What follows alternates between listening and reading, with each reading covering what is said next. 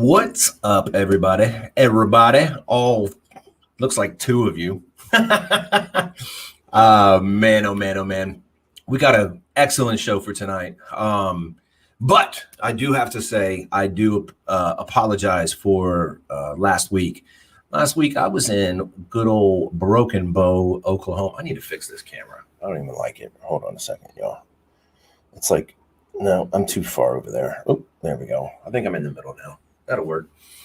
And the internet, the Wi-Fi, the cellular, oh my gosh, it was the worst for the whole week. I could not, for the life of me, I could not get any kind of cell signal, and I was not about to jump on the show and try to get signal, and nothing was working. They don't have, like, I don't know. It wasn't like it was like cable, or it was, everything was broadband or cellular, and it was just pitiful.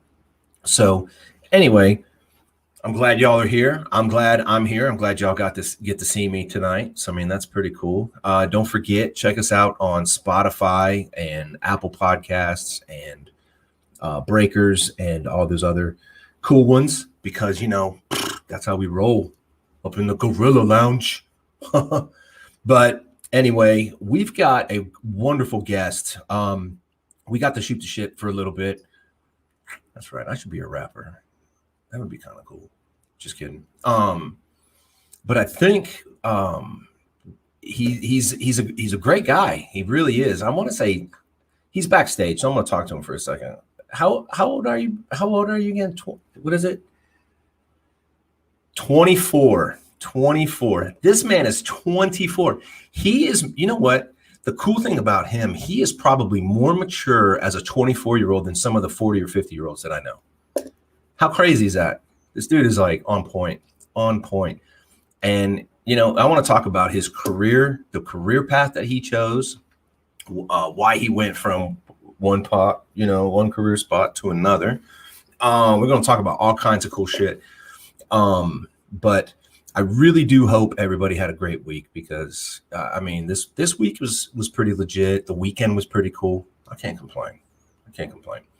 But anyway, you guys, I'm gonna bring them out, and we're just gonna get the show started. You know what I mean? Welcome to. What's up? How are you, buddy? Doing well. So tell us a little bit about you. Well, as you said, I'm 24. I live in the wonderful, wonderful, wild state of Florida. I get to see a little bit of everything down here. Mm-hmm. Florida.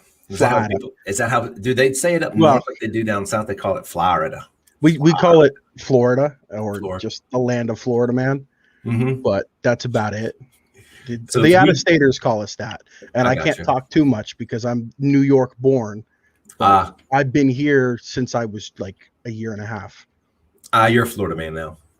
So if we typed in like Google, like Florida man and your birthday, what do you think would pop up? I actually haven't done that, so I'm not 100% sure. Let's do something real quick. Let's do something a little bit. And I don't mean my birthday to make anybody feel old. Yeah. Do you mind if we do your birthday, or that's fine? Okay. It's not any of my security questions. It's all good. Yeah. I need to ask before I just start doing shit, because I'll probably start getting into like legalities and stuff. Nah. Yeah. Wendy says do not Google Florida man. All right. I think if I'm not wrong, it's Florida man and the birthday, like the whole, is it month, day, and year? I'm not sure. I've seen it done both. So I'm sure if you put in like May 6th, you'd get a Florida man case. It just, there's one for everybody. That's why that's the joke. I mean, I'm trying to see if anybody's going to type it in for us, but I don't think so. Sometimes they do. Somebody might. Let's see. Let's just try it. So we're going to go, you're going to still see me. I won't be able to see you for a second. So let's do this. Let's share screen. Okay, share screen. Let's go. Oh, wait a minute. Hold on 1 second. See if I can find it too. Oh, I'm terrified. What'd you find? Nothing yet. What's your what's your birthday? May 6th, 1997. Some of y'all might have been in high school when I was born, but I don't know.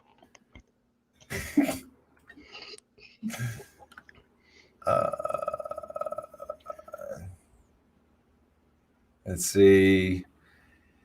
Is there images? Let's do images. Oh, God. Florida man punches Jimmy something or other. Jimmy John's employee because his sandwich took too long. It wasn't freaky fast. Can y'all Sounds see about that? right, folks. No, we just see you. All right. Okay, hold on a second. Hold on. This is actually pretty comical. Here you go. This guy right here. You see it? Yeah. Florida man punches Jimmy John employee because the sandwich took too long. Oh my goodness. I don't know what to tell y'all about that one. That's just I have seen many of Florida man situations living here and Florida woman. I think I remember on one of the shows I shared what my adventure to the other coast brought me at a gas station. I had a less than dressed woman running around a gas station trying to start altercations with people until the local PD showed up and told her to politely put on her clothes and go home. Yeah. Oh my goodness. Oh, you can fall into a rabbit hole on all that. Yeah, I'm not even going to keep going. It's like opening a bag of Skittles. There's a little bit of every flavor inside. Yeah, you've got so much a wide variety. So Wendy said you have to Google Florida man May 6th. All right. Well, it's okay. Anyway. Someone got punched at Jimmy John's. That's interesting.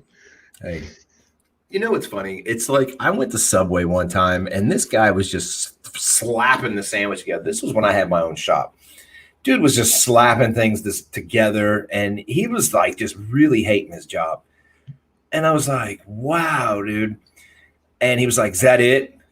I was like, let's get one more of everything on the sandwich. You know what? Why don't you just keep that sandwich? Because here's the deal. The job didn't find you. You found the job. So if you hate it so bad here at this early in the morning or whatever, go do something else. Go. Let somebody else that needs a job go do something. But he was a little punk. So I was like, whatever. So he ended up keeping the sandwich because I didn't give a shit. So I noticed the hat you're wearing, Big Boys Bait and Tackle. Yes, sir. Right. So is that that's where you work, right? Yeah, that's where I'm at now. I gave up the hard knock life to go handle shrimp and other bait fish and tell fishing stories. Yes. What is you're 24. So what's your long-term goal as far as, do you want to be a captain? You want to charter? So yeah, like at a young age, I really liked fishing. I enjoyed it. I kind of forced myself into it after fishing with my dad at a very young age. Like my dad being a first responder and all, we didn't get to hang out a lot. We didn't get to go and do a lot of things. And then on his days off, we got to hang out, fish, stuff like that. Right. And I kind of forced myself to get into fishing. At first, I was terrified to touch a fish like most kids. Yeah. And I kind of just forced myself to be able to do it. And I worked my way from freshwater into saltwater through high school and really got a good understanding of everything on there. And I'm like, wow, this is really fun. Maybe I could turn this into a career. And I got the first little taste of it right out of high school. I worked for a few months at a kayak rental company in Matlacha here in my county. And it's just on the very edge of town, quite beautiful little place. And I got to work on the water, helping people with kayaks, teaching people how to fish the area, taking kids out for the summer camp out on the boats and having them catch fish on land and on the kayaks. Mm-hmm. So it was really cool. And then reality set in and said, hey, you kind of really need an actual job. So go from there. Ended up at a 7-Eleven and worked there for a little bit. Then my truck broke down. That got me fired.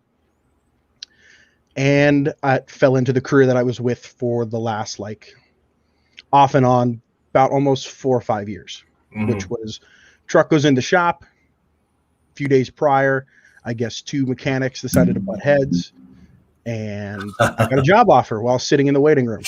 Shit. So I worked for the Bridgestone Retail Company from Right. the later half of my 18th through this year.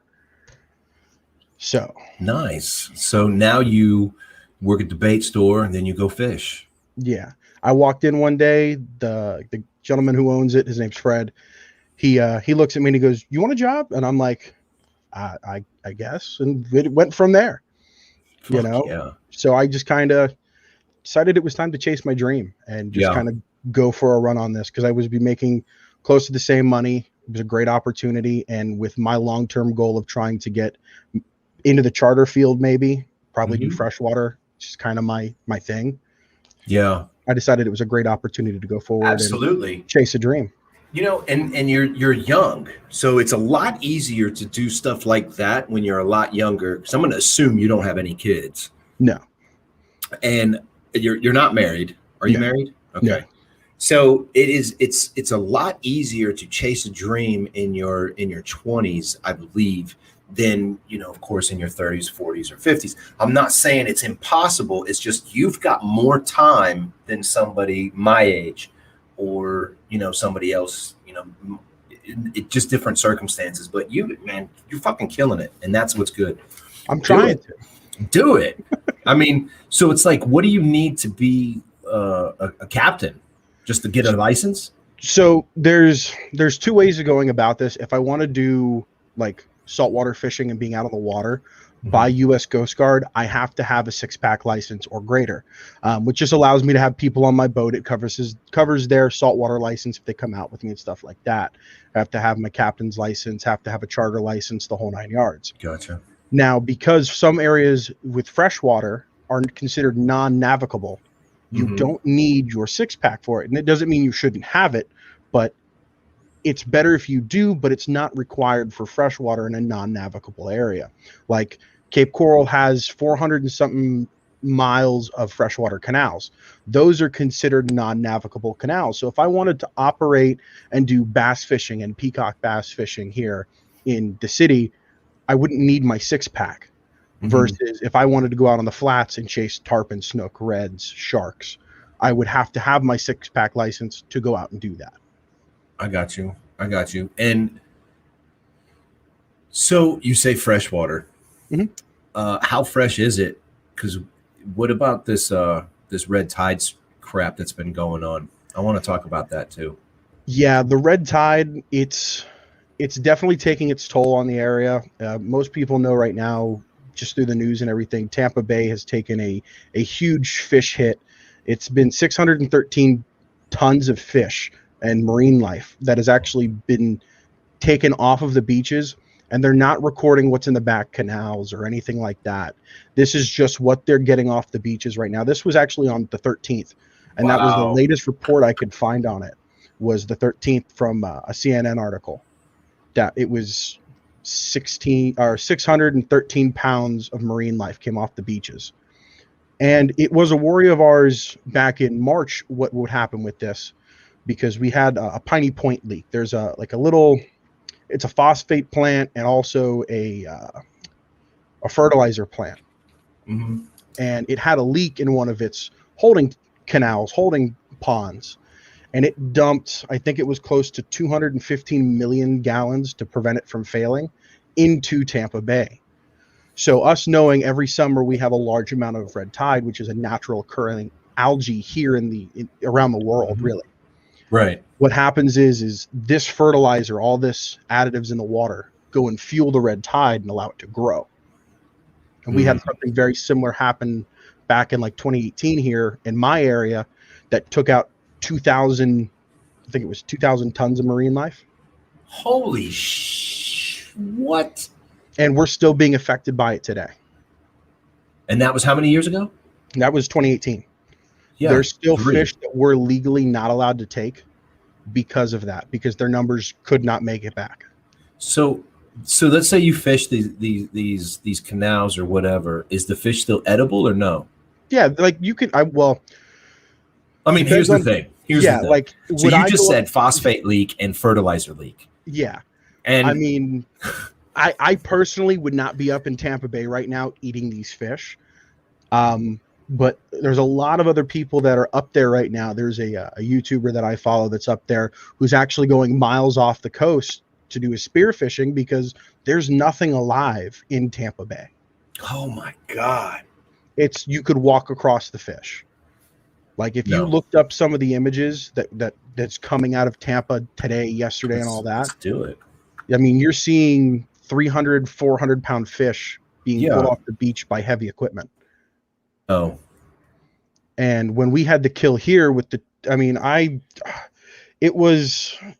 I could remember like it was yesterday how much it was.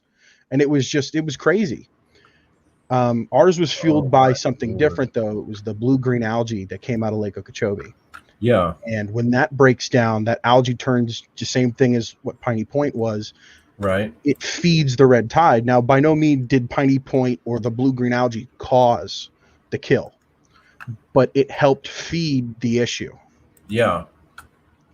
So these are just some images right now. Yeah. This is all 2021. Yeah, this is all 2021. And you can see here on that far left, you'll see like a little bit of like a map. This one? So yeah, you'll see there, it's not just us, and it's not just Tampa Bay that's being affected. Yeah. It's Pasco, Pinellas, Hillsborough, Manatee, Sarasota, and Lee County that is being affected by this. That's crazy. So that whole span you're seeing there in red is experiencing not only a fish kill, but respiratory issues. Yeah. Because the fancy name for this red tide, it has Karen in it, which only makes sense. But it has Karen in it. Yeah, it's literally the name is spelled for it Karenia. So I blame that completely on the name for this thing. Look at that. But it's killing these fish. And I mean, these people are out there in some of these photos in this environment, and the level that they're seeing it is 17 times higher than what is considered high on the charts. Yeah. And what what does that do for the fishing community? Obviously nothing, because they're dead. Yeah. So what we're seeing here is, sadly, I hate to put it this way, a lot of people that come, I mean, there's one of the grouper right there next to that guy. Yeah. That's a Goliath grouper. That's a federally protected fish. And it's dead. Deader than dead. Look at that. That crab? Yeah. It's not just fish. When we had our kill down here, we had a whale shark wash up. We had manatees dying. We had dolphins dying. It wasn't just animals that breathed water that were going. Right. I think it was close to 600 manatees got killed in 2018. I don't think there's a report out yet for Tampa yet. But I mean, you can see there that there's just so much stuff along these beaches. It's crazy. And it's basically the red tide sucks all the oxygen out of the water. So as this bloom grows, and it's really affected by wind as well, because it'll blow out to sea and kill everything out there. And then as it comes back in, it drags all the dead fish in with it. Holy cow. So it's crazy to see what happens when we have this. And by no means is this, a one-time or obviously a two-time thing. The more that we see this, the more normal it's going to be, but it shouldn't be. And like I said, blue-green algae is natural in wildlife. Right. Red tide is natural. But when they meet, it creates this superstorm of death, is what the easiest way to put it is. And, there's many, many reasons on why this happens and what causes this. And you could ask 13 different people here. And some people would point the finger at farming and agriculture. Some people would point the finger at people who weren't taking care of things to begin with, like the Army Corps of Engineers or anything like that. But it's crazy how there's just so many different theories on why this is happening. And damn well, and it's going to suck to even say it, and I know it's going to suck to even hear it, but somewhere along the lines, somebody's picking up some of this dead fish, and they're going, this is still good stuff, and they're probably getting rid of it, dumping it, and putting it into the system. I wouldn't be surprised. I haven't had any cases that I've heard of or seen of that. Right. I mean, desperate times call for desperate measures, I guess. If you see something fresh and you want to eat it, I mean, there's people who collect roadkill. There's special licensing for that. But me personally, I wouldn't touch a single fish off this beach. No. Or anything affected by it. But just the widespread, you're talking about probably close to a quarter of Florida's west coast is being affected physically, and so is our natural marine life. Right now they're experiencing, people are getting in the hospital on top of everything else going on because they're having breathing issues. And God forbid you can't breathe nowadays, there's a whole process you have to go through for that. Yeah. Holy cow. See, I'm out here in Oklahoma, so I lived in South Florida. Honestly, I really didn't hear about red tide until, I want to say, maybe within 5 years. So I'm pretty sure it was but I think the media probably really plays a huge part into damn near everything. The hardest thing is they don't want to have to report on it, because Florida, as everyone's seen here in the last few years, lives off tourism. If this state shuts down, the state gets affected detrimentally. And it's very painful to see people coming down and calling, because I obviously work in the fishing industry. And when I get people calling, hey, are you guys getting effects on red tide? I have to answer it truthfully. Yeah, we're starting to see some effects of red tide, and naturally, we always have a little bit of red tide everywhere. I have an FWC update on my phone from Florida Fish and Wildlife that says, hey, here's some pockets of red tide in the area that, and when I mean pockets, it's a few square miles of red tide, which is a natural occurring thing until it gets some food, and then it grows. Right. And that food is, of course, the other algae. Yeah, the blue-green algae or runoff from fertilizer. So what Florida has actually done, especially here, we're on the mouth of the Caloosahatchee River, and we get a lot of dump from Lake Okeechobee. And it wasn't until, I think, I got it written down somewhere, 1887, that they actually dug the Caloosahatchee River to Lake Okeechobee to connect it, to drain water out from it for farming and homes and everything south of Lake Okeechobee. Wow, so you're talking couple 100 years, bro. Yeah, and it wasn't until recently that our water quality really started to go downhill because of the Army Corps of Engineers ignored the locks going all the way back to Lake Okeechobee. Yeah. So we were talking the other day that you had the drainage on one side and then drainage on the other side. Yeah. Is that what you're referring to? Is that stuff? Yeah. Naturally, the Lake Okeechobee drain came from north up by Disneyland. I believe it was the Kissimmee River. Drains all the way from Orlando south to the north side of Lake Okeechobee. And then from there, Okeechobee drains down to the Everglades, which a lot of people don't know is a river in itself. The Everglades is the river of grass, and it moves, I think it was, let's see. Isn't that what you told? You said 17 miles a day or something? I was even wrong on that. It moves at a speed of 1 meter per hour. That's not very fast. I walk faster than that, and I'm a big guy. Yeah. Well, you figure 100 meters is roughly 100 yards. Yeah. So, so you kind of on the ballpark. Yeah.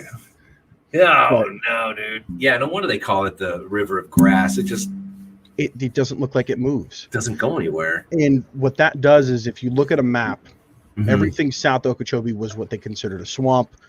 And as the water filtered through all that, the mangroves took out all the bad stuff, and the mangroves absorbed all the water and kind of filtered it, which was the natural way that Florida filtered water. And a lot of people point fingers at Big Sugar and other things like that, agriculture, septic drains, the whole 9 yards for the water quality of the lake. And everybody has a point, but really it's just the water's not designed to flow out the other coasts. And it doesn't flow out the other coast nearly as much as our coast, because on the other coast you have Miami, you have West Palm, you have all these big tourist stop destinations. Money. And so you see a lot more of the water dumped to our coast because it's expendable.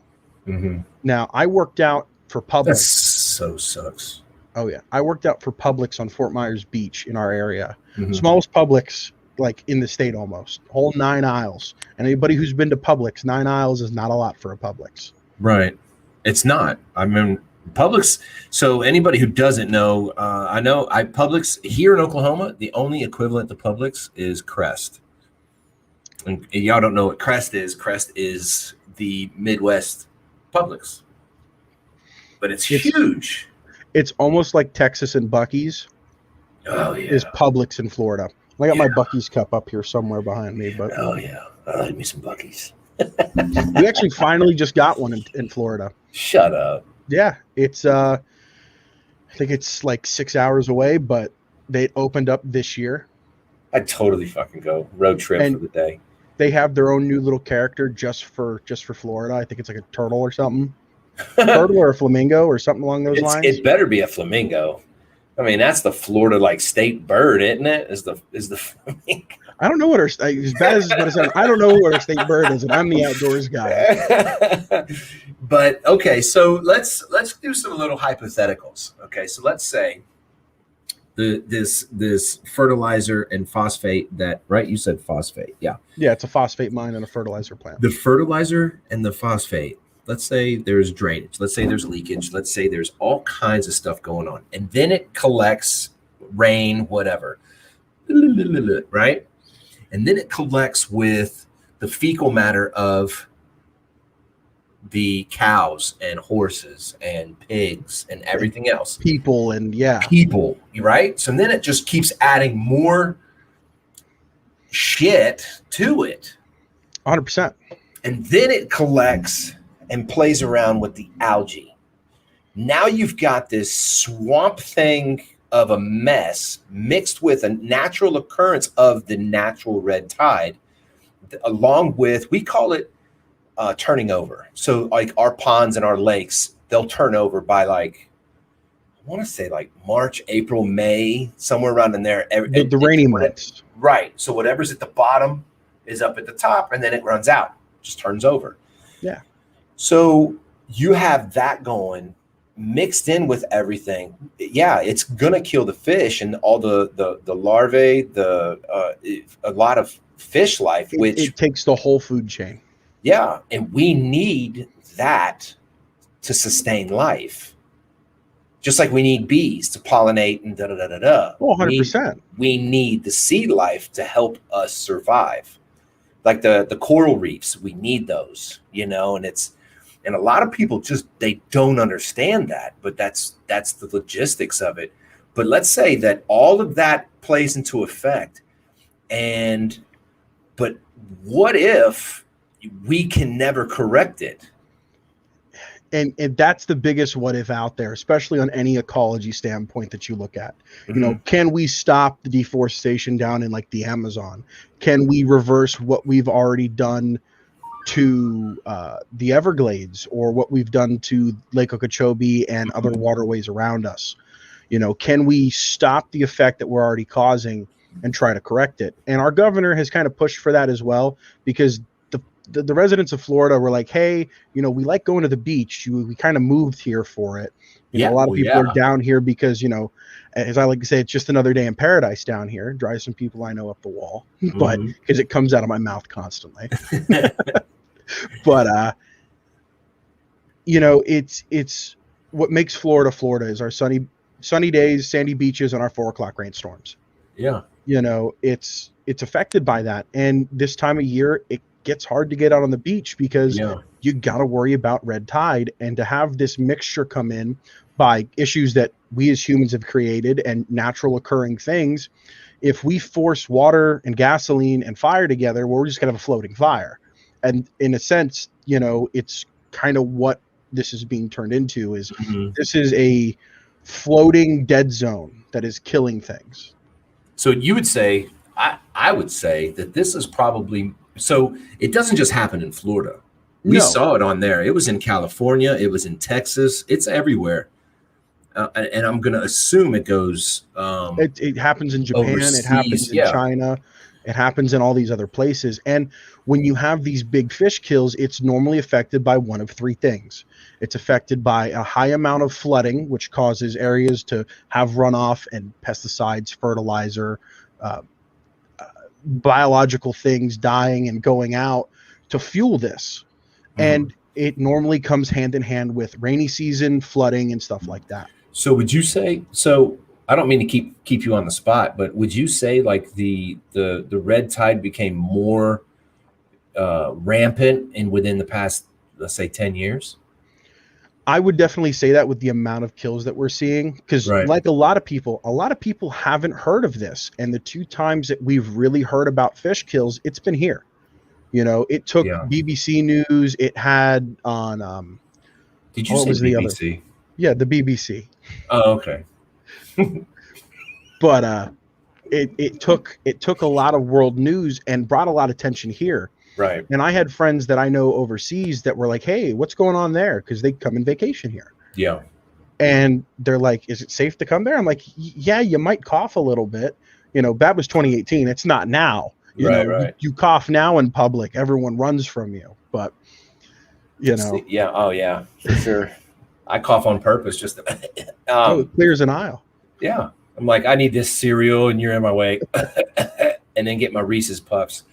So then the reason I'm asking this is because years ago, don't quote me on the year. I was still turning wrenches, and I quit back in 2017, 2018, I think. I don't remember. I quit. So, but years prior to that, there was a tsunami that came through and destroyed like a lot of Japan. And it took out the nuclear power plants. Yeah, the Fukushima reactor. Do you remember that? Yeah. And the reason I'm asking is because do you think that maybe some of that nuclear or even like the nuclear bombs that they drop in the ocean or any of that plays like some sort of play into any of this? Because I mean, listen, we know we're not going to shoot bombs on the land, right? Especially A bombs, really. I mean, it's so that's why they went to the water. Yeah. And you start dropping bombs in the water. Do you really think that maybe, just maybe, some of that sea life is maybe mutated? That's like mutant fish that you got like Goliath groupers and all of them, you know? Well, and the then, Goliaths have always been huge. Yeah. I mean, you got what is that massive whale? What is that called? The whale shark or are we talking about? They call it like the megalop, anyway. One of those things. Megalodon or something it's called. Oh, the gigantic shark? Yeah, is that the shark? Yeah, it's a shark. So it's a gigantic prehistoric shark. So I hope I never see one. All right, I don't want to. No. But I mean, I'm just wondering, like, I mean, for every cause, there's an effect. Yeah. So you cause the bomb to go off into the ocean, there has to be an effect. Oh, yeah, and they're seeing an effect on the other coast. The radiation is actually starting to pour. I know they're actually tracked a bit of it. It's been a while since I've seen anything on it, but I know a lot of people who are avoiding getting Alaskan caught things and California caught fish and stuff like that because they're actually showing trace amounts of radiation in those fish that school around those coasts. Right. Because they don't just live in California. They don't just live along the Canada. They don't live along Alaska. They go full circle in that area sometimes to migrate. Right. And if they swim through radioactive water, it's not like, they can hold their breath as they swim through that area. It's being filtered by their gills, going through their blood, and it's affecting them. Yeah. And as it spreads out, obviously they're starting to see some weird stuff pop up. See, I'm wondering if like octopus. So the plural of octopus, so if there's two of them, it's not octopuses, it's octopi, right? Yeah. Just so everybody is clear of this. But I'm wondering if like octopus is like what's the word I'm looking for? Like a spawn of radiation. Because I mean, think about it. It has what, 8 legs? Octo, right? Yes. It's like a mutated starfish. I guess you could look at it that way. Granted, starfish are 5, right? Little 5. Patrick. Depends on the species. There are starfish with many more arms than 5, and they're mutated. That's probably because of bombs. I'm sure we could relate something to that. So how's the as I know we talked about it before also too. So you said that Find songs by Gorilla Lounge on Spotify. Alexa, you're not going to find songs. So she loves talking to me about this time. So we talked about it. Now there's a law in your area that you cannot fish off of a bridge that doesn't have a walkway. Yeah, so what they did is, this was actually very recent.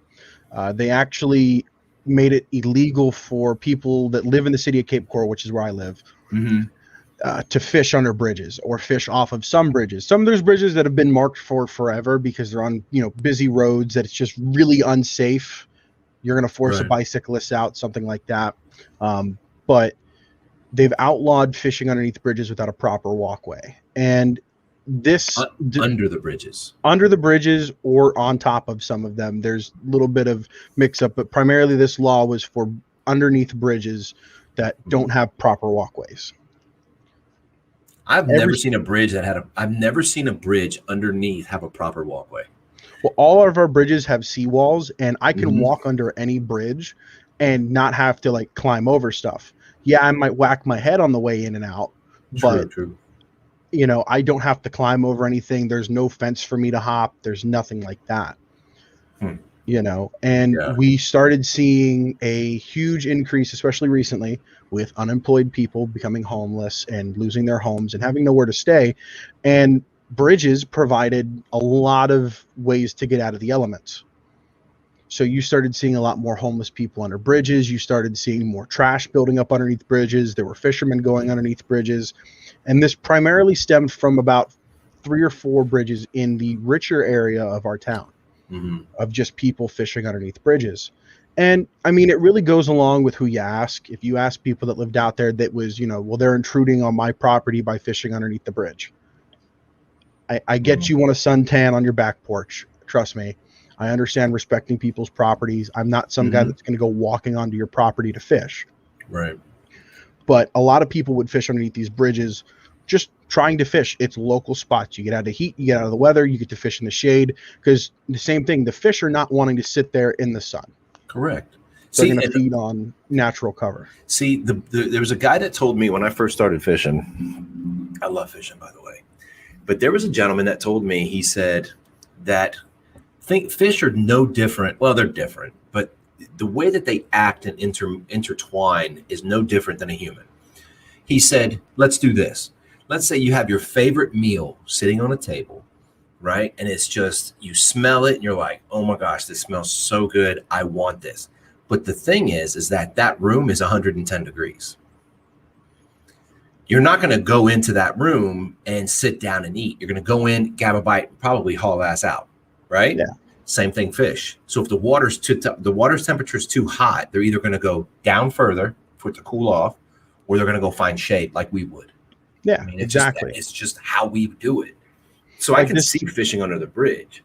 Yeah, and like this time of year, you'll see more people using dead bait or frozen bait or something like that, because just like us, I'm not going to want to be out running around chasing a cheeseburger in 100-degree weather. Nope. That ain't happened. I don't. First of all, I'm big. I don't run like that. I ain't running. And I'm not running, but it's just another day in paradise. Exactly. Sunny beaches, blue skies, and a little bit of heat. And we ain't running after no damn hamburger. Trust me. No. But, these fish don't want to be in the heat, which I get. I don't want to be in the heat either. And they're going to go and look for an easy meal. If they can eat a big, easy meal, they'll do that. If the big, easy meal is running from them, no, bye, have fun. Right. Someone else can have that. That's why when you cast out, right, you make it like that shad or whatever, it's dying. Kind of let it drop and then wiggle out and then let it just kind of sink. Let them catch up to it. Yeah, well, especially if you're throwing like artificials and stuff like that, 100%. Absolutely. I mean, look, here in Oklahoma, the fishing is, I want to say it's a little bit different. Just a little bit. It's about the same, but it's like if you've got, what is it? Now correct me, okay? Because I'm not your awesome fisherman that knows everything about bait and the color and everything else. But I was told that if you have dark bait, right, or dark water, you fish with dark bait, light water, light bait. Give or take. On paper, yes. Have I caught good fish on using the polar opposite? 100%. But primarily you want to use baits that are going to blend in. Your fish are not going to stay a light pigment if the water's dark. Right.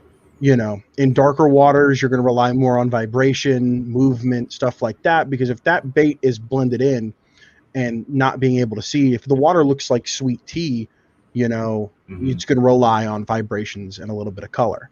So sometimes in those cases, you'll throw a natural color bait with a chartreuse tail, or a natural colored bait with, you know, just a little bit of accent on it, or a little bit of smell. You know, you put a little bit of the fish Garlic. juice. Garlic, great example. We actually have this, and you can look it up. I'm not just making it up to say it, but we have these different saltwater stuff that you add, and one of the more popular ones is called butt juice. And that stuff flies off. Yeah, it flies off the shelf. We have like crab, we have shrimp, we have pinfish, mullet, all these other smells that you can add to your soft plastics. But I don't know if it's just the name that people like. I personally don't use it because I spend a lot more time doing freshwater fishing than saltwater. Right. But is that what you prefer, is the fresh? I like my ditch pickles, which is what everyone calls bass around here. Because it's, to me, it's fun. You know, I don't have to go out there and put in a lot of the effort like a lot of these guys sometimes. They sit out there for hours trying to catch snook. Unlike a few of my friends that literally go off and show out. You're like, hey, look, there's a fish. Yeah. And they got it.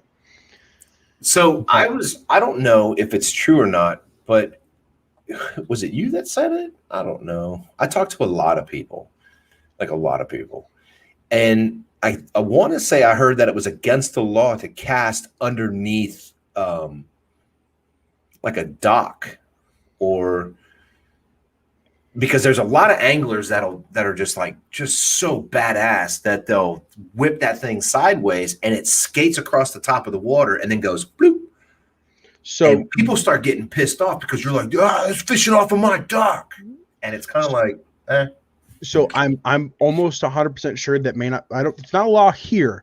Maybe somewhere in some other part of Florida it may be, but in the state of Florida, it's actually a misdemeanor to harass fishermen. Yeah, it should be.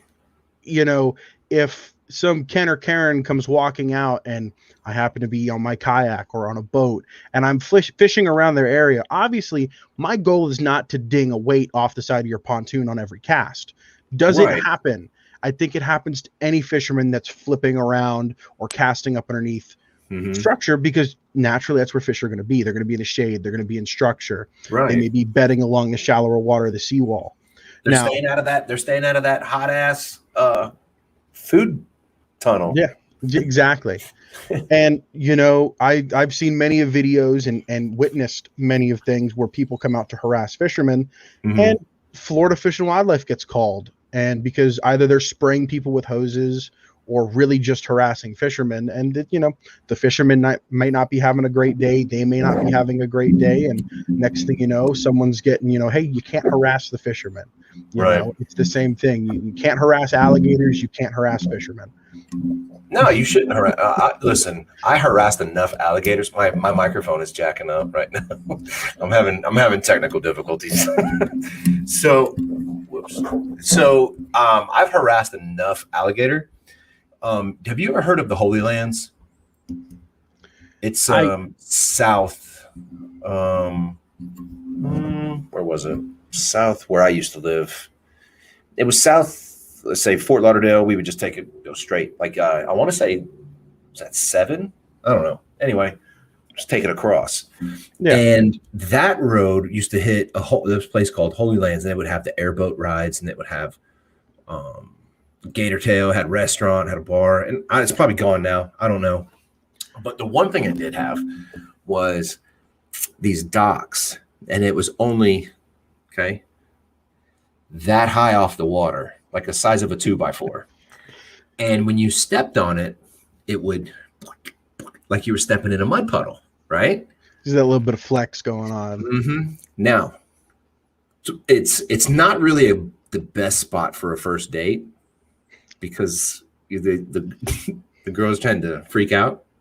But, Yeah. I mean, it was kind of cool, But and you're like, man, no big deal. Now, the only thing that's kind of scary is the fact that when you start seeing that, right, just the eyes and the snout poke up out of the water, and Just that little bit. That little bit, and you start looking off in the distance, and there's like a shit ton of them. You kind of go, I'm gonna get off this dock because I know they can get up here. I watched enough Crocodile Hunter, and they jump half their body length. Nah, nope. Good. So I was like, come on, we got to go because I am not gonna get you like that. So we need to go, and we left. But that was one of the things that I used to go to a lot of the times was go visit that. And when I was growing up, I know for a fact I did not see half as much homeless living in Florida as that you probably have now. Like you just said there's a buttload of it.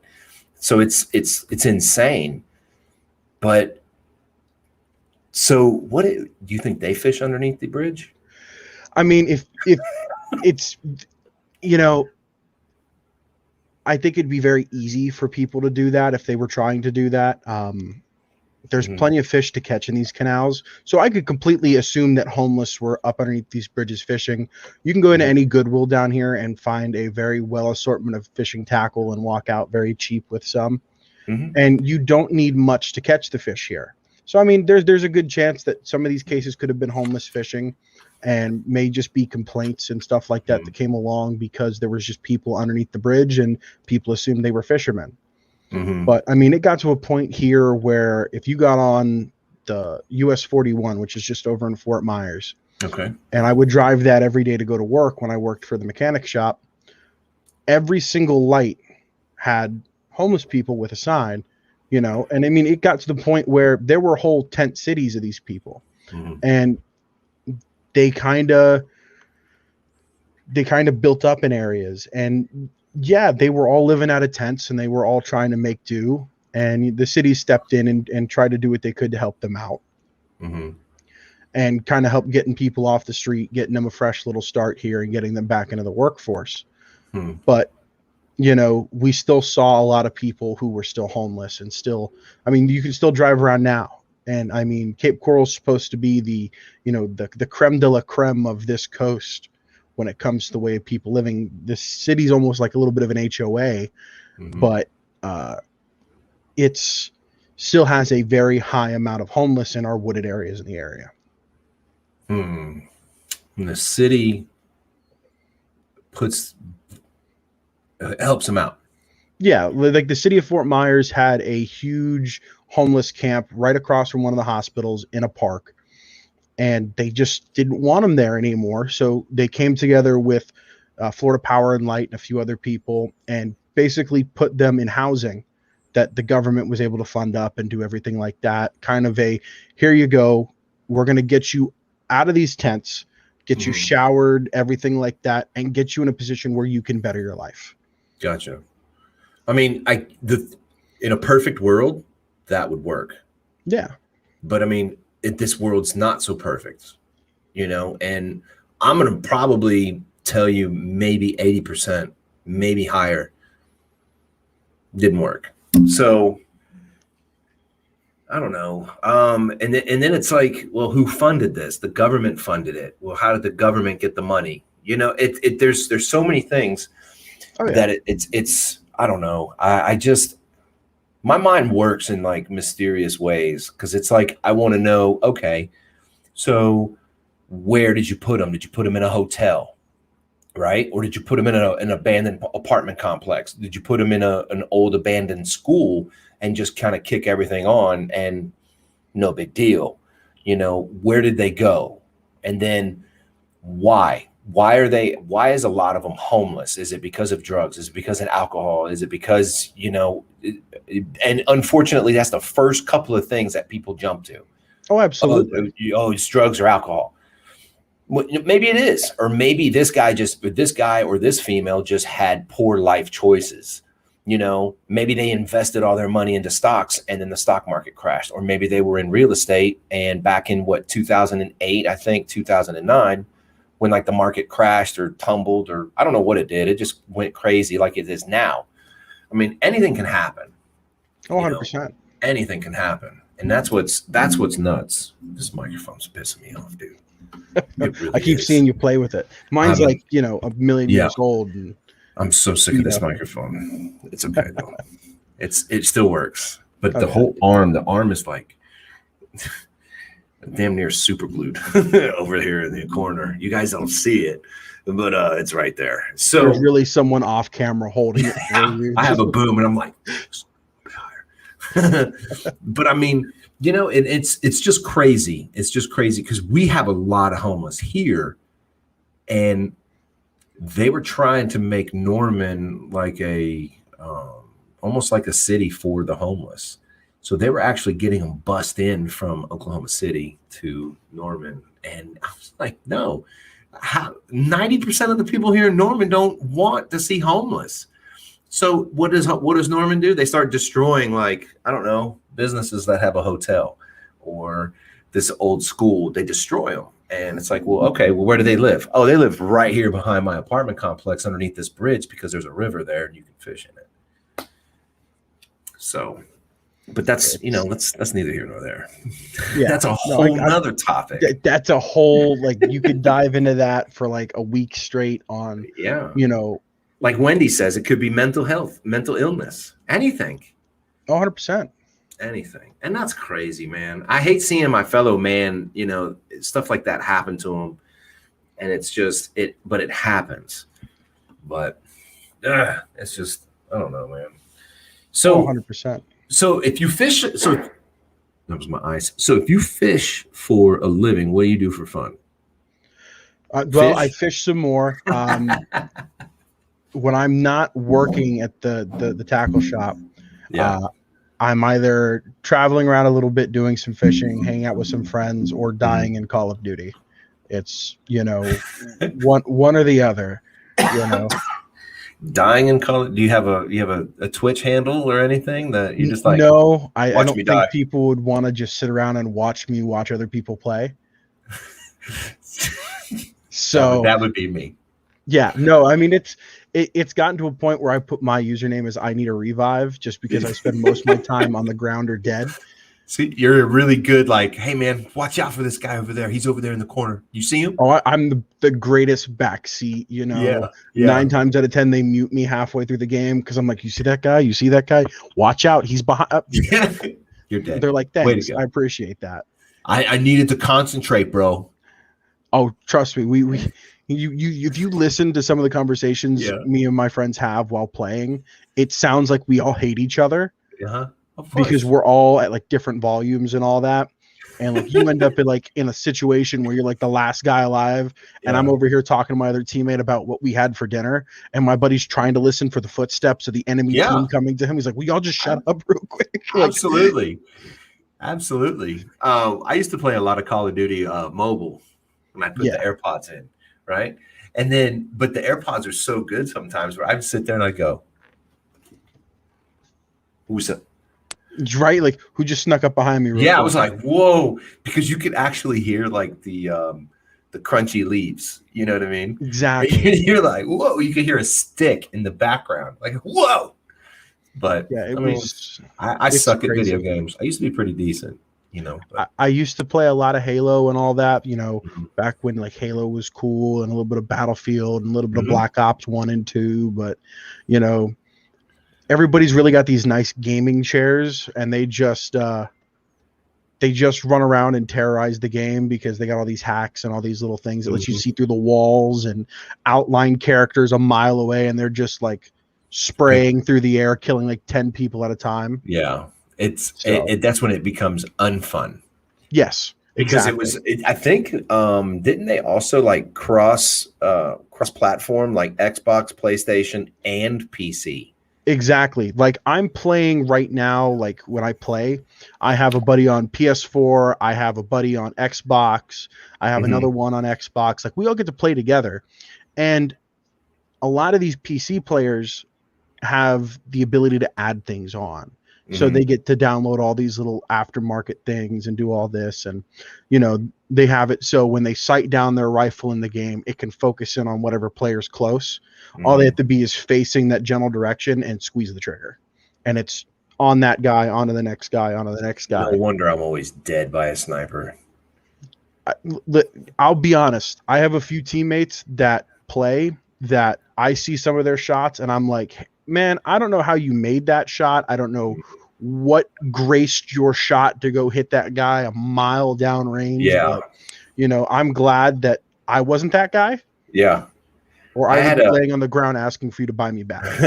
I had a little kid one time. He was like, "You suck, man. Oh, you completely suck." I said, "You shut your mouth. I'll be your next stepdad." And he didn't like that.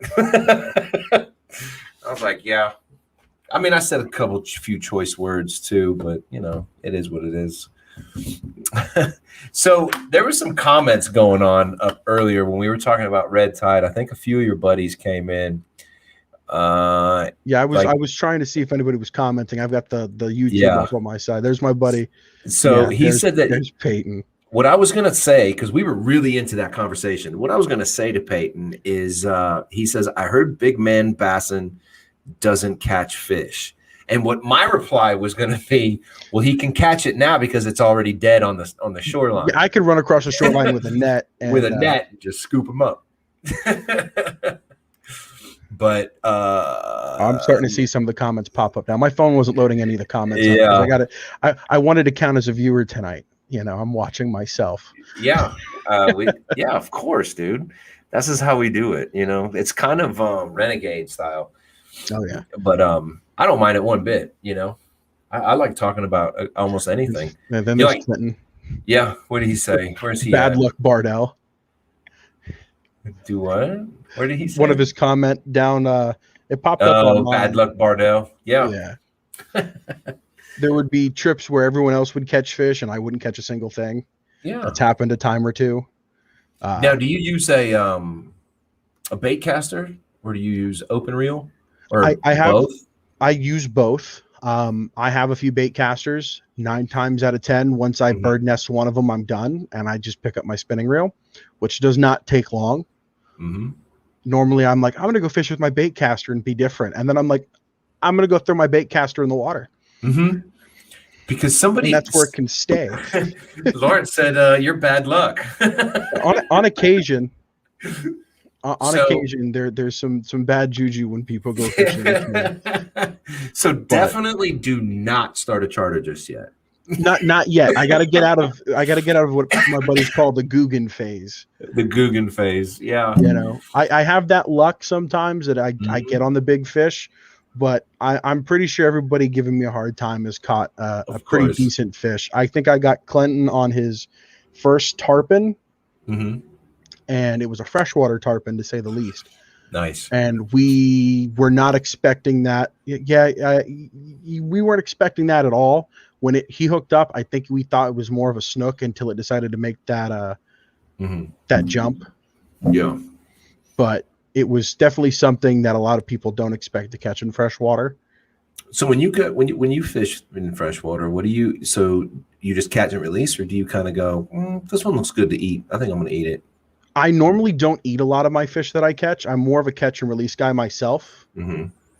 And I mean, there are some fish that I've always thought, man, this will taste pretty good. Because I mean, I like watching the food videos. I like watching the catch clean cooks that some of these YouTubers do. And, you know, there's definitely some fish that I'd like to keep on the menu, but there are fish that I don't keep out of respect for the fish. Like, as much as I've heard peacock bass taste great, I won't eat one. Like, if it's given to me, if someone else caught it and they're like, here, try this, of course, I don't turn down food. But me neither. If it's hot, warm, or it's supposed to be cold, I mean, hey, I'll eat it, drink it. Yeah. Bro, if it's cooked right, I'll definitely eat it. Right. I saw a video it was a while back, and these glasses and these headphones are just not mixing tonight. So he was like, okay, I'm totally going to catch you your first crappie. So they go out there, they catch a good crappie. Like, it was a good sized crappie.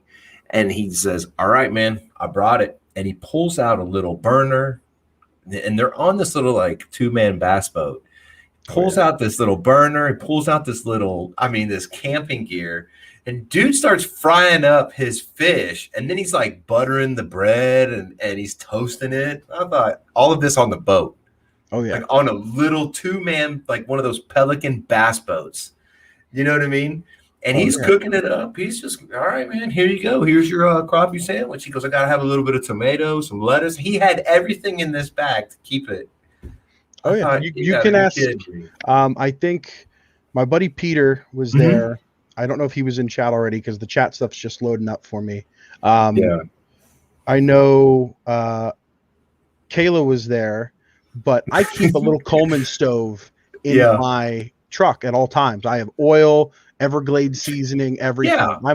I'm ready to Chef Boyardee it up, you know? Yeah, 100%. Why not? We were fishing down at a place called Cape Harbor in the area, and we were out there, and a friend of ours that was with us hooked a big mangrove snapper, and that's like my favorite snapper to turn into a taco. Yeah, and it went from flopping to filleted to finished within like 5 minutes. 3 Fs. Yeah, it was done, and it tasted great. So tell me about this Thumbledore. I figured that was gonna pop in there. Thumbledore does that occasionally. So I'm kind of curious now. Holler at me. So if you look at my big head from behind, I'm sure there's a million photos of. Yeah, whoops. Thanks, Lawrence. Thanks. I appreciate that. If you look at me from behind, I look like a thumb from Spy Kids. Because I got this thick, even neck that meets like my beard hides it here. But if I tuck this in, that neck is even with the side of my head. Right. So in high school, Lawrence used to sit behind me, and he one day looks at me and he goes, you look like a thumb from behind, and it never went away. He says it, and that's how we became friends. Yeah, Lawrence and I have been through a lot. We've known each other for 10 years almost, since freshman in high school. We actually didn't like each other sitting in our math class together our freshman year. Yeah. And this kid has seen about every single thing that I've seen. If it wasn't for him, I may have missed an opportunity to help somebody out in high school. I was a little dozed off in a math class, like most, I think we were juniors. And I'm just that classic lean forward, pretending like I'm there, but just kind of asleep, kind of. And he hits me the hardest I think I've ever been hit before in my life. And there's a kid 2 desks over whose appendix just exploded. And he didn't tell anyone that he was feeling ill. And he's now on the ground, just seizing. Yeah, no, he, like Lawrence said, he punched through me to wake me up. Wow. So me having somewhat of a medical training, because my father was a lieutenant with Lee County EMS here. Yeah. I get up and start rendering aid to this kid as my teacher's yelling at me that I need to go down to the office and she's going to write us up for disrupting class. And I'm like, this kid's dying. I'm going to help him and then I'll go to the office. But you need to call the resource officer and get someone down here to help this kid. Yeah. And we ended up stabilizing him and getting him kind of like, because he was out of it, like eyes rolled back, yellowed eyes. Yeah. It was bad. And we ended up getting him comfortable. He started coming back too. I had him, feet elevated, making sure he was good, making sure everything was going on, breathing, the whole nine. And he was okay, got transported. I ended up meeting him like a few years later. And I was like, good to see that you're still here. He goes, my appendix, because he was there. He'd been in my school for 1 day. He had just got to that school. So nobody knew him. Nobody knew him. I just got sucker punched so hard that it woke me up. My arm was sore. And all Lawrence does is look at me and he goes, that kid's dying. Help him. And I'm like, I'm dazed, confused in math class. Yeah. Like, who's dying? What's happening? Like, I'm just keeled over right now, and you're telling me to go help somebody else, dude. Yeah, like I was mid snore when you just punched me in the arm, my guy. Right. Yeah. Thanks, pal. But you can ask any of my friends, anybody who's in this chat can verify for it. I find myself in some very, very interesting situations. The next year, which got me the Do the Right Thing award for the schools and all that, we were walking into my English class first period, and there was a young lady who was in our class with this. It's not enough. And your Alexa's talking again, isn't it? Yeah, she I wants to chime in. It's always at like certain times. It's a time thing, and I don't know what the fuck I did. She's your next guest, you know. But she's like, no, I can't even say her name out loud because she's kind of starting to scare me. But I'm in full ROTC uniform, and I was at the time a senior, so I was a officer, blah blah blah, big restricted jacket, walked around like this, like I couldn't move. And this girl walks into class, and she's a very fit, very athletic girl, and she walked in, and she was darker skin tone, but she was pale. And you know, she's talking to the teacher about how she doesn't feel good and she wants to go down to the nurse's office. And we sit alphabetical order in this class. My last name's B. So I'm right up front, and then she drops. Mid-sentence, eyes roll back, drops. And I'm like, okay. So I'm out of the desk, out there, shiny shoes, fancy uniform and all, rendering aid once again. Right. And she ended up having some kind of major lung infection. She wasn't breathing when she first hit the ground. She was when I finally got over to her and figured out how to bend over in this uniform. Yeah. And it was crazy. Wow. And I ended up getting recognized for that. And I mean, look at you. It's not always fun. I get to see a lot of crazy stuff, and a lot of people don't believe my story, so I tend to take photos now. I was on way to bring Miss Kayla something, and I was bringing her a shake, and I'm driving down the road. As soon as I leave from getting the shake from like Tropical Smoothie or something, I see this car halfway teetering into a ditch, and that's actually up on my Instagram. And just this car about to fall off like a 10-foot like fall in because they're building something and digging the pipes in, and this car tried to cut through that field and just started teetering. So, I mean, I've come across so much stupid and wild shit. Yeah. It keeps me interesting. And Kayla said that her smoothie melted. Yeah. It's you know, it's crazy. I drank it. Oh, it was she still did. I don't think she didn't drink it. You. Oh, me? You were giving it to her, right? She wasn't with bringing it. No, yeah. I just started chugging it. Okay, I got to get some protein in here. I got some Popeye shit to do. Right. I'm actually across the street from a fire station, so you know all the fire guys are just out walking around, and I'm waving and I'm like honking the horn a little bit, trying to get someone's attention because they're all right there, and I know I'm going to spend like 2 minutes with 911 on the phone, and I don't know where this car's going, and I don't know where the guy that was in the car is. So there's beer cans galore in there. So he and went, and I'm like waving down fire department, and they're like, hi, and I'm like, car, ravine, hole, bad, no. Yeah. Well, you know, being in law enforcement, a lot of the people that are in like the fire department, you can't say ravine. You just got to yell out ditch. They don't know the word ravine. They just ditch. Well, especially in Florida, it's flatland here. Yeah. I think the only mountain Florida has is the landfill. Yeah, no, it's our highest point. And you can smell it from a mile away. Do you know I was in Wichita and the dumps were even clean? Oh God. They didn't smell, they didn't do anything. They're still talking about this melted smoothie.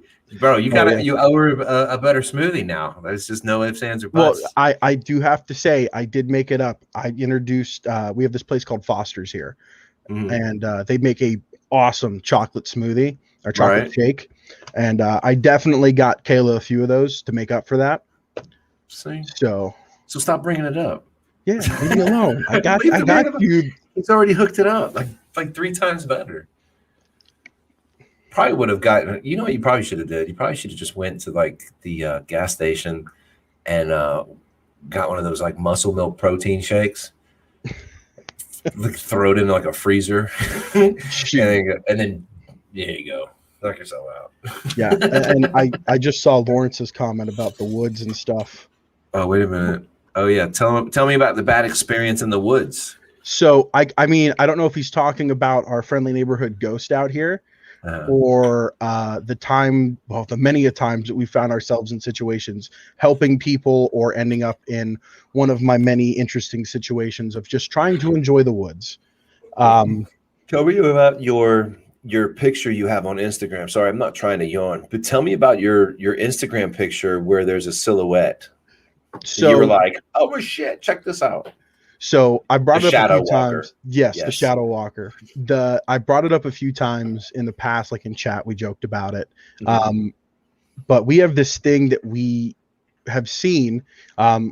Lawrence was with me that when I was sharing with you that ride where I had one of my other buddies in the back seat, and he was with me, and all three of us were in different mindsets per se when we saw this thing. But this thing has been seen by a lot of people, and we all just pretend like we don't. And I have a photo that was taken of just me out in the woods in one of the areas that it's been seen. And if it wasn't for someone pointing it out, I would have never known it was there. But if you go on my Instagram, I think it's probably, if you scroll like maybe 2 years back, there's just my headlights pointing into the wilderness, and you see all the grass and all that. And then on the right side of the photo, there's a silhouette, and you can see two legs and a torso, and it's just a silhouette of a person. And I think it was literally the other day, someone else pointed out there's actually a face in the photo as well. Close up. And yeah, Kayla lives right out off of the area that we see it. Kayla's gonna be like, I'm moving. She's seen it way too many times. Yeah. Driving from home and to home. And I mean, we made it almost the game when we'd go out that way. I'm like, let's see if we see it cross the road up ahead. And there it goes, scurrying right across the road. And then you'll see the shadow blocking out a light. And, you know, it's bad. She says it's dark out there right now. Yeah. Here's the thing. I'm not a fan of getting spooked like that. Like, I don't mind camping. But when I go camping and I know I'm the only one out there and I'm hearing shit and I see a silhouette off of like the back of my tent, I'm handing the machete to whoever's with me, and I have my pistol. Yeah, no, and then I'll go, I dare you to start some shit. And that's how I'll say it. I dare you to start some shit. Might even rack it if I want. Right, just to dislodge one out of the chamber. Now, if this is the time that Lawrence is talking about, I know this one. It was honestly one of the scariest nights that I think I'd ever been a part of. Guy shows up to the woods with a stolen vehicle, which we didn't know about till after. He then goes back to another fire pit, pops some rounds off. So now we're all confused and like, what are these shots going off? And then he comes back up front to us, where, you know, we tell him like, hey man, you don't gotta be a stranger. You can come over and sit around the fire, not knowing that he's the guy popping rounds off. And he decides to drive back again, pop some more rounds off. And at this point, I hear all these trucks. I hear people freaking out. Yeah. Another truck pulls up in front of us. We don't know what's going on. We addressed that, and it was really sketchy. And me at the time, I had just left my grandmother's house, helping her with some rat problems. So I had like a little CO2 air gun that, you know, it was 22 cal air gun, blah, blah, blah. And I start hearing people really start freaking out, and all these vehicles coming down the trail. And as soon as I come to the trailhead, I'm greeted with 3 muzzle flashes and literally hearing it crashing through the palmettos around me. So me just instinctively having a CO2 pistol blew his tires out as I dove into a ditch. Oh, well. And I don't ever want to be in a situation like that again. Have nice But days. he turned into, let's go see if we can find an officer, do all that. And of course, we find the one Wow. dummy car parked in the median with no one in it. And by that time, the guy's gone, crashed the car because he shot the engine block in his whatever stupor he was in. And that was a crazy night. That's Florida. It's Florida. And I mean, you live here long enough, you really get to see it. Lawrence is talking about the JRTC camping trip where you made the hog noises. And then Kayla says, I regret the fact that he knows how to make hog noises. Scared the crud out of her. Yeah. So I've known Kayla in high school as well. Lawrence is from high school. Clinton was the weird old man, the automotive shop. I love you, Clinton. You're awesome. Don't worry. I know you know where I live. So Clinton's like... Exact. I can see it. I can see that. He's looking into the camera or his screen right now going... I don't know, Lawrence. I don't know if I want to do it for the podcast. It might be a little loud. Do it for the podcast. But Lawrence was on the football team, so he knew how to bear crawl really well. And this is our sophomore year in high school, and we're on a camping trip. Every other ROTC school backed out of this trip, so we're the only ones there. Now, being a Boy Scout in ROTC, I knew the camp. And when I got off the bus, the camp master actually recognized me and all this. And then I got voluntold to be the head honcho for the weekend. And we decide that we're going to sneak off because we have to use buddy system. So Lawrence and I sneak off, and we go lay in the bushes. And we lay outside the girls' side of the bathroom, and I'll make the hog noises, and he'd run out on all fours. Oh, hell no. So we do that for probably 30 minutes, and we're just laying we're just laying there having a good time, laughing, all that. And out comes our master sergeant's daughter. And I put my hands over my mouth to make the noise, and I hear, "Don't do that." And I'm like, I look at Lawrence, he looks at me, and our master sergeant is a big, ripped, big black guy, just straight out of like G.I. Joe. And he was legs open across both of us looking down. Now, y'all didn't hear him walk up or anything? No, he's just like, "What's up, boys?" And we're just like, we're dead. Because I mean, it was literally like all stuff aside, it was just eyes and a smile. That's all we saw, and we were terrified. What's up, fellas? It was terrifying.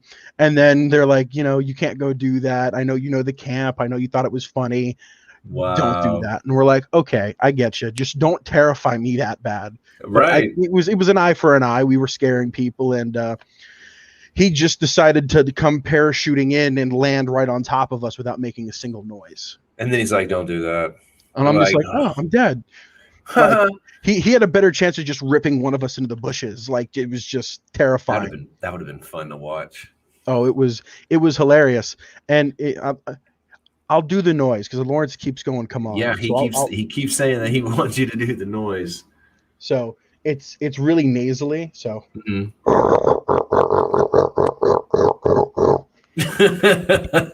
So I don't know how well that came across, Mike. It did. And I apologize anybody who's wearing earbuds if it was too loud. But no, that sounded really fucking good. So doing that, and he would go running around on all fours. Oh, he would just go. And yeah, Master Sergeant was an Army Ranger. He had some classified stuff underneath his belt. Oh, no. So he used his Ranger skills to spider walk up trees and just kind of descend on us. I heard as an Army Ranger, and it's like a thing that if you go out, you have to get a snake and kill it and eat it. Like that's a thing. I don't know. I don't know. I saw it on that show, like Naked and Afraid or something one day. This guy was an Army Ranger guy, and he had this girl there, and dude was killing it. He had like a hotel. You know what I mean? Like he had a straight up hotel. Like they were drinking out of like bamboo cups and everything. And he was like, as an Army Ranger, we have to go out and we have to, since we're out, I have to go get a snake. Oh yeah, it's like drinking the blood from your first deer. Mm-hmm. Some people, or taking a bite of the heart, which I would never do, and not that make. sounds Well, gross. I'd probably convince someone to do it and be like, "How'd it taste?" And they'd be like, "Don't you know?" No. So do you know those pig roasts where you can like, it's almost like a, I don't know, but anyway, you cook the pig underground. Yeah. This is like up on top and the coals are on the top and you just kind of keep doing it. Yeah. So we would camp and we had this pig that we were roasting up and everything. And it was the whole pig, head, everything.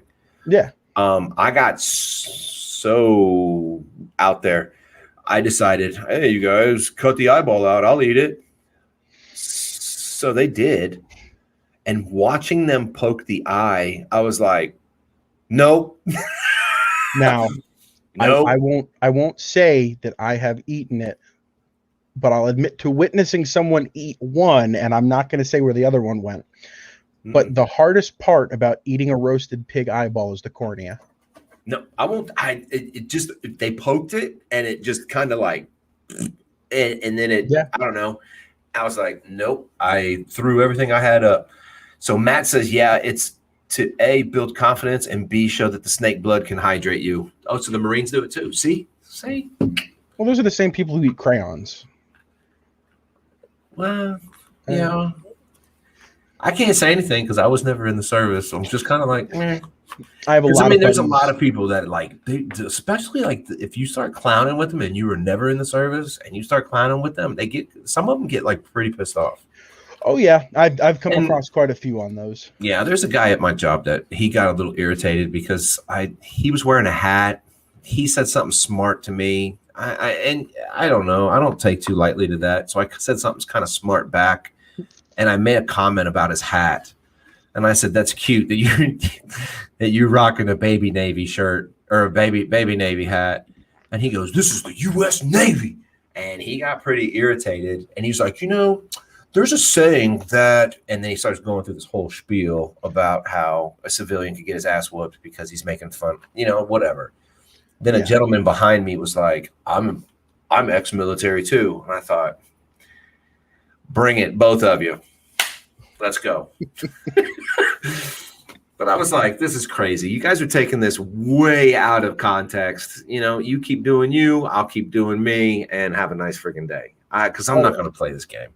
Yeah, I've had a lot of my buddies be military, National Guard, stuff like that. And I got to joke around with the most of them. And, I know what jokes can push it too far. Mm-hmm. So, if it's a good buddy of mine, I'll make fun of them just a little bit. Mm-hmm. Because then I have another buddy who's in another branch that'll take it from there, and then it gets off of me. Right. Yeah.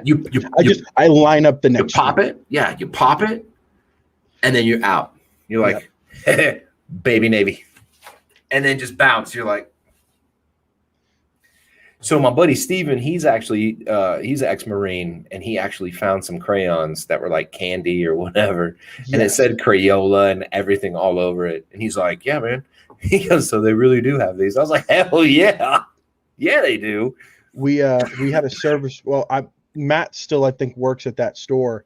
Mm-hmm. Matt and I worked together down in Fort Myers, and our service manager there was a Marine, and we joked with him one day. He's got this little camping chair that he had, and we go to move it one day, and there's crayons in there, and I couldn't stop laughing. Yeah. And I'm like, man, he left his snacks. Should we put it in the fridge? Do we need to put this in Ziploc? Like, should we put this away for him?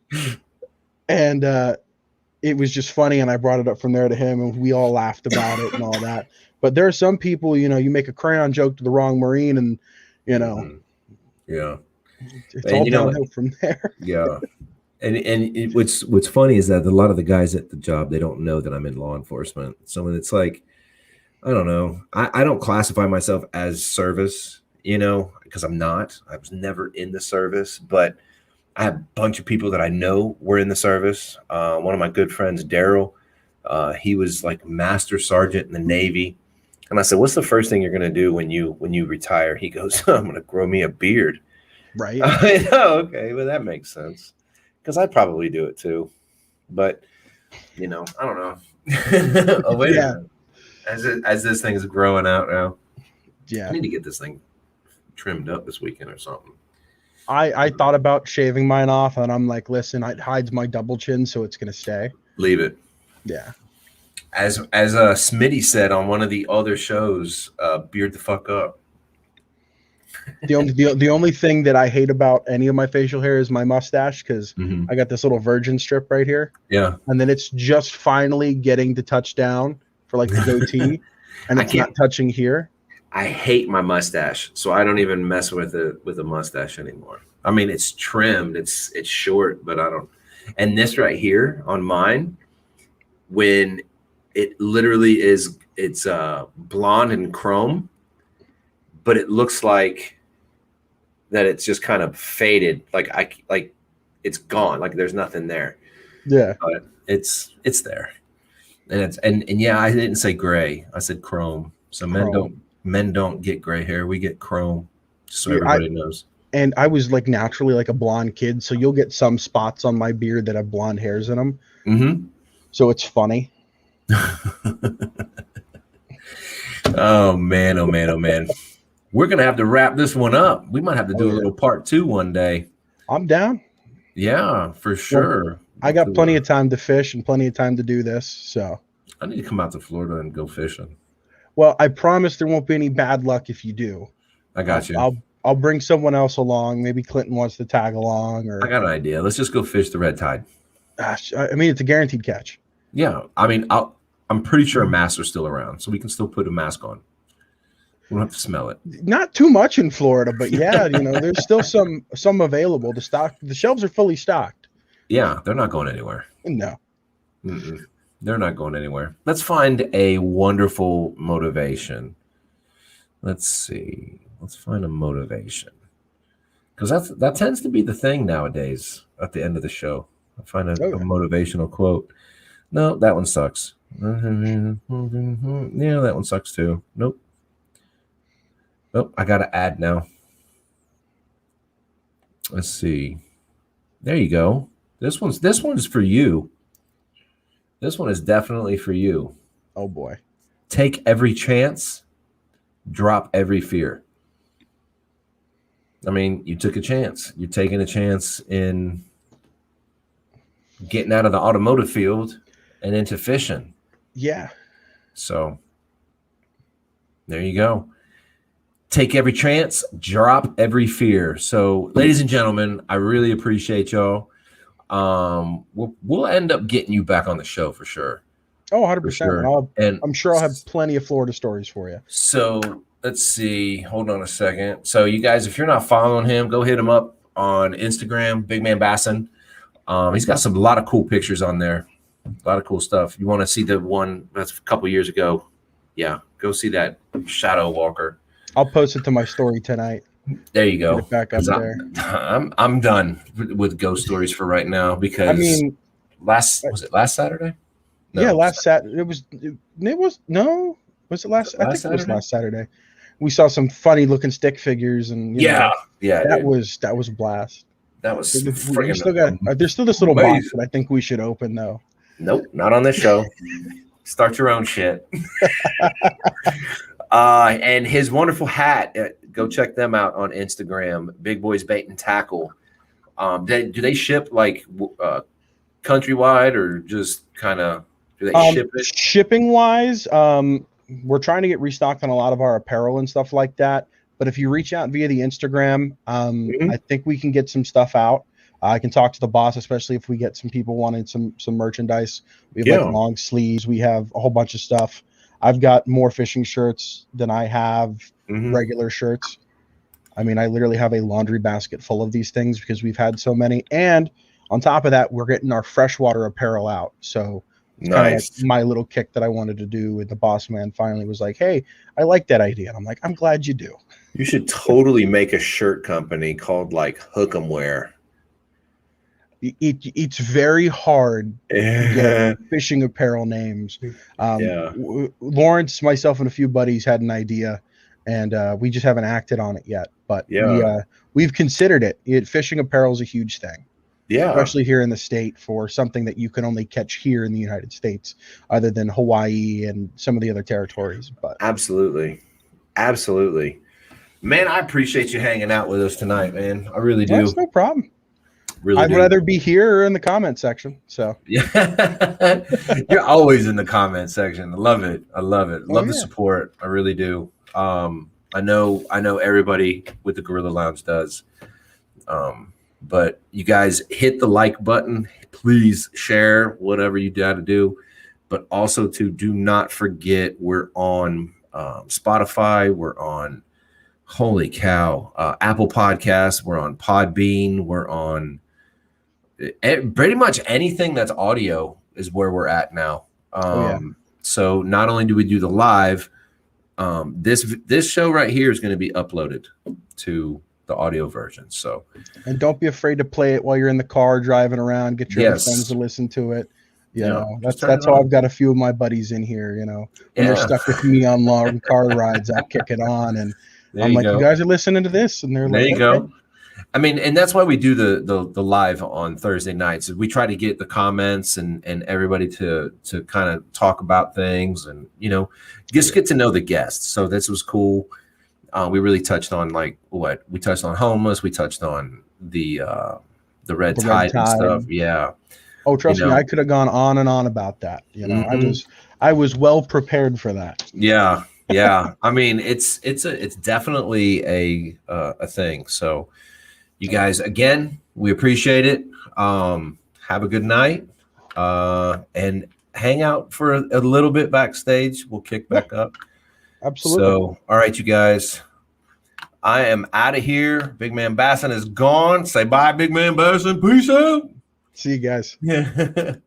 So that is it for tonight, ladies and gentlemen. And we are out of here. Look at my eyes. My eyes are pretty freaking red right now. So that's it. You can leave. It's time to go. Bye.